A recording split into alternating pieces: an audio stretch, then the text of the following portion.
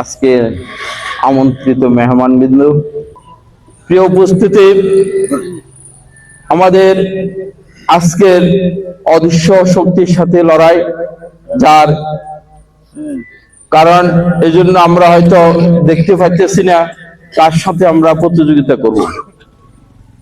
এগুলা এক সময় আমাদের ধরনের একটা দল, তো এই দলকে এই জন্য আমরা কে কোথায় থেকে কি করে না করে বোঝা যায় না।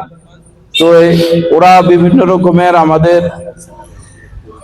সাথে অনেক, যেগুলো বলতে কি সাধারণ এক কথায় সিটারি বাটপারি করে, এগুলো দিয়ে ভুয়া অনেক কথা বলে।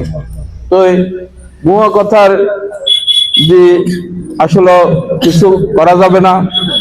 তো আমাদের দেশনেত্রী বেগম খালেদা জিয়া দীর্ঘ এই দলের জন্য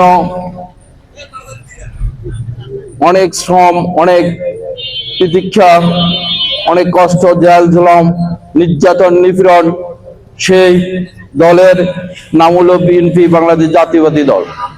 যে দলের প্রতিষ্ঠাতা মরহুম জিয়াউর রহমান, আমাদের এই প্রতিষ্ঠা লগ্ন থেকে ষড়যন্ত্র অনেক শিকার, আজ পর্যন্ত ষড়যন্ত্র শেষ হয়নি।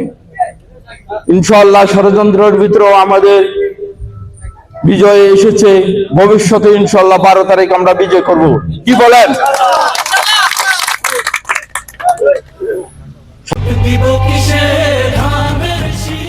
শত্রুতা এগুলা যুগ যুগ ধরে আছে, থাকবেই। এ বলে আমাদের প্রতিজ্ঞা, যে দলের আমরা কান্ডারি আজকে গর্ব করে বলতে পারবো, আমাদের দলের কোন নেতা কর্মী যারা প্রতিষ্ঠা লগ্ন থেকে সে জিয়াউর রহমানের সম্মান অটুট আছে, সে খালেদা জিয়ার সর্বোচ্চ সম্মান নিয়ে সে মৃত্যুবরণ করেছে। বাংলাদেশ সর্বোচ্চ নেত্রী হিসেবে উনি মৃত্যুবরণ করেছে। আপনারা হয়তো জানেন, এত বড় জানাজায় কোথাও হয় নাই।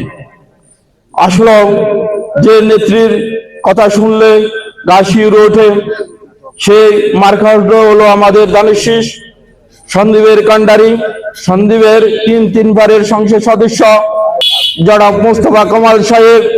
আমাদের আজকে সন্দীপের যেহেতু আমরা করব, আমাদের সবাইকে সজাগ থাকি, কাজ করতে হবে, এবং সবাই কাঁধে কাঁধ মিলাই, কারো সাথে কেউ যাতে কেউ কি করে না করে এগুলা বলার দরকার না। আমাদের নির্বাচন আমরা জয়লাভ করতে হবে, যেভাবে হোক সবাইকে একত্রিত হয়ে আমাদের নির্বাচনে জয়লাভ করার জন্য কাজ করতে হবে।